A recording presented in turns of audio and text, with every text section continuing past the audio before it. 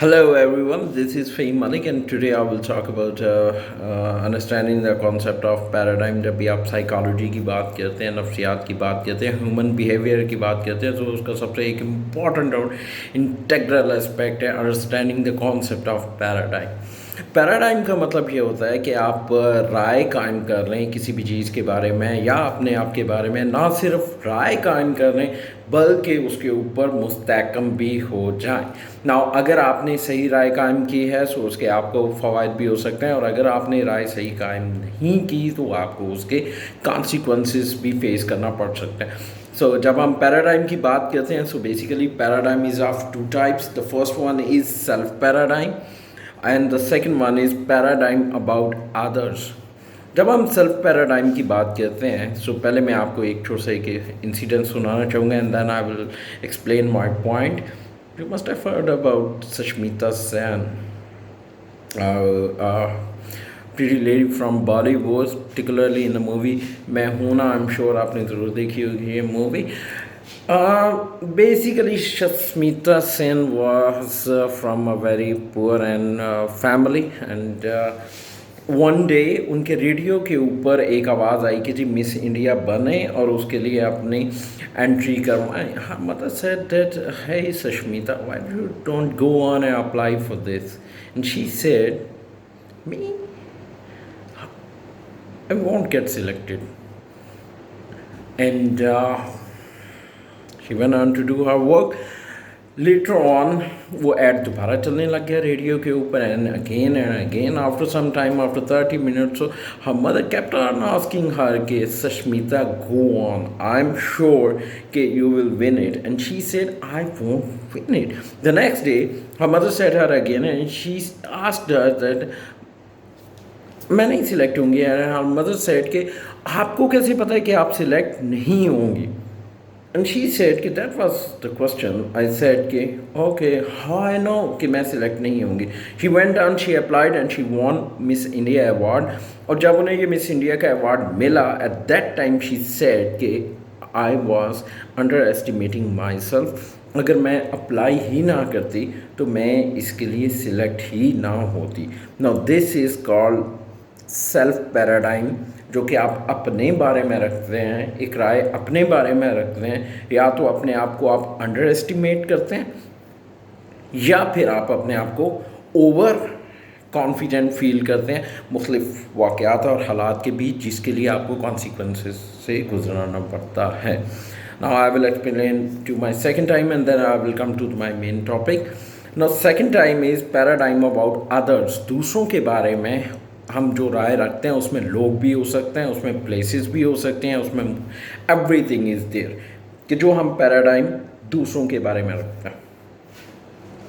For example, आप कहीं पे फर्स्ट टाइम गए एक जगह के ऊपर, it could be a school, it could be a hospital, it could be a teacher, it could be somewhere, और आप किसी बंदे को मिलते हैं और आप उससे कहते हैं हेलो, अस्सलाम वालेकुम, and you say hey, the other person didn't answer you and you say oh that is rough guy, और आपको लगता है कि यार ये बंदा सही नहीं है, देखो यार मैंने सलाम किया और उसने मुझे जवाब भी नहीं दिया। सो हियर इट हैपन्स कि आप उसके बारे में एक राय अपने माइंड के अंदर कायम कर लेते हैं और आप उसके ऊपर कायम हो जाते हैं कि यार ये बंदा सही नहीं है, ये तो बड़ा रूड बंदा है, इग्नोरिंग द फैक्ट कि मे बी उस टाइम उस पर्सन ने आपकी बात ही ना सुनी हो, मे बी वो जल्दी में हो, मे बी वो किसी प्रॉब्लम में हो।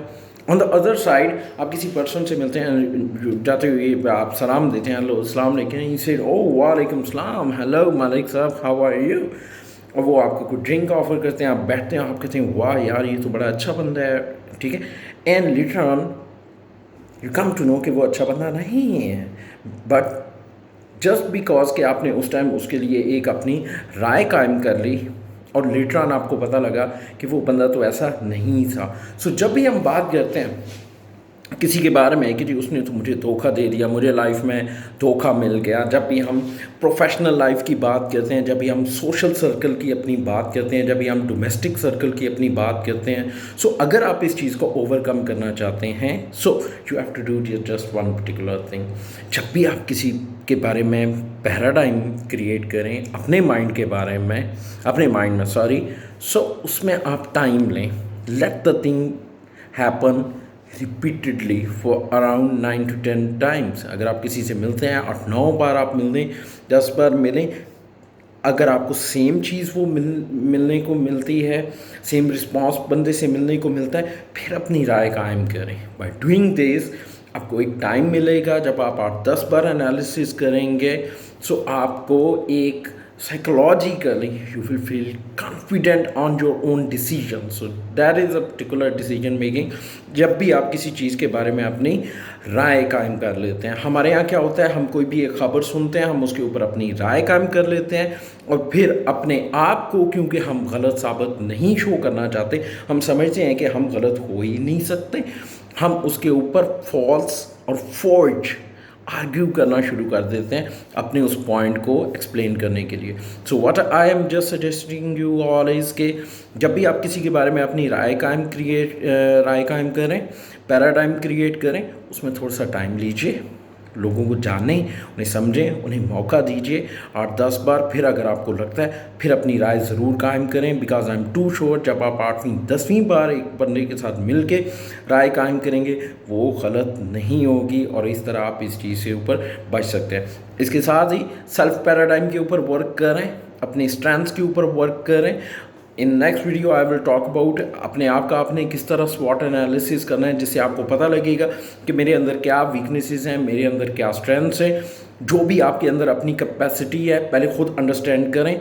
अगर आपको लगता है कि ये मेरी स्ट्रेंथ है, गो ऑन, बी कॉन्फिडेंट, फिर पीछे ना हटें। और अगर आपको लगता है कि आपका पोटेंशियल नहीं है तो खुदारा उसके अंदर इन्वॉल्व ना हो, इस तरह आपको ज़्यादा सक्सेस मिलेगी। आई एम टू श्योर कि इस पॉइंट्स को मैं आपको अच्छी तरीके से समझा पाया हूँ। इफ़ यू आर एग्रीड, मुझे कमेंट्स में ज़रूर बताइएगा, अपनी राय के बारे में ज़रूर बताइएगा। Thank you so much. अल्लाह हाफ़िज़।